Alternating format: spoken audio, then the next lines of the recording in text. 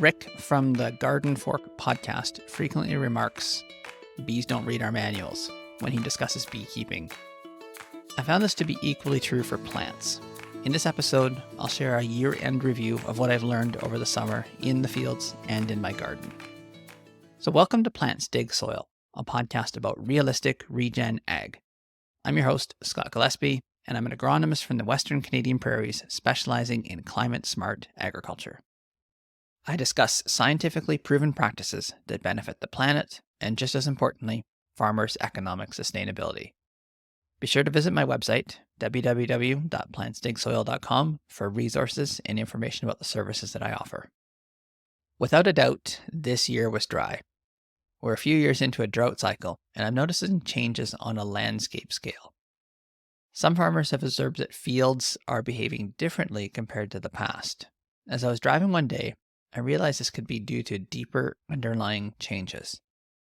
Back in 2010, we experienced more rain than we'd seen for 1,000 years, to quote a Corb Lund song, which likely replenished groundwater reserves deeper than most root crops reach. The year 2011 was almost as wet, and somewhat normal rains persisted through the 2010s. However, the last 4 years of drought have depleted this lower groundwater. It's possible that it initially moved into some areas through lateral flow, benefiting the crops for the first 2 years of the drought, but now that reservoir is depleted. We're extremely dry. This has led me to consider the adaptability of our farming machinery. Stripper headers have been used for years by dryland growers who wish to leave as much straw standing as possible. These headers remove the heads and leave most of the stalk.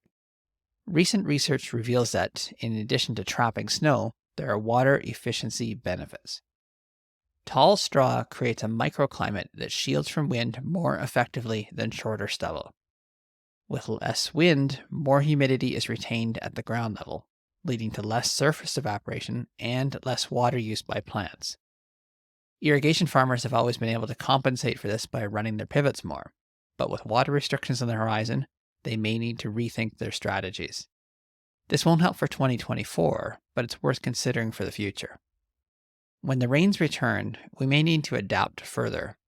Even if we continue using the stripper header, we might incorporate strip till or a tillage pass to avoid excess moisture when we want to grow the crop.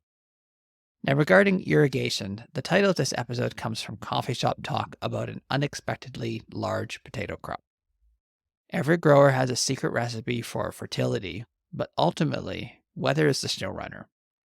This year, potatoes weren't short on water as growers were able to ration their other crops and direct water to where it was most needed. The weather was nearly perfect. Most days were around 26 degrees and nights were around 12 degrees, which are the optimum levels for potatoes. So plants don't read manuals, and perhaps soil doesn't either. If optimal fertilizer placement were only about getting the right amount there, then the results couldn't have exceeded expectations. Somehow they adapted, and so did the soil, providing what was needed.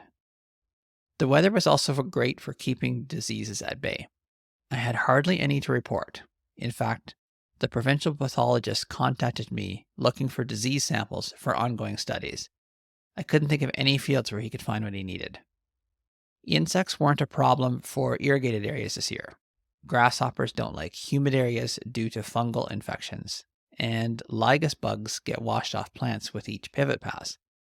The story was different for dryland. It was a challenging year. It's tough to keep spraying for insects when the crop is barely alive. However, if you don't spray, they could eat it all. And we did see this. Organic growers do not have controls for grasshoppers. A well-managed system can keep them from being a big issue, but when there are numbers out there that there were this year, they quickly overwhelm the system. Organic has been losing acres from high conventional prices. I'm afraid we're going to see more acres lost from lack of controls. Now, switching to my garden, most things went pretty well this year. As I mentioned last month, I returned to drip irrigation, which worked well for weed suppression. I was diligent about pulling weeds early and often when establishing my vegetables. Once the crop took care of the weeds in the rows, the string trimmer handled ones in the pathways. The lack of rainfall and water delivered close to the crop roots completed the job. In my agronomy business, it's time to slow down. Most of the fall work is done, and many of my farmer clients are ready for a break. I usually don't hear much from them until February or March, once the snow starts in November or December. So what's next for me? I'm still teaching, which occupies most of my time.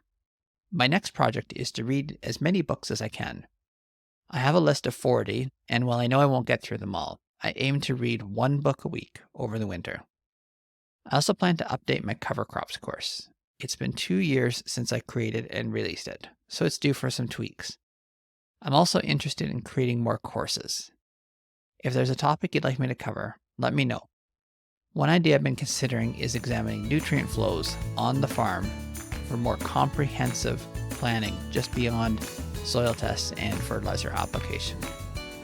Join me next month when I cover the regenerative agriculture news that has piqued my interest from this month.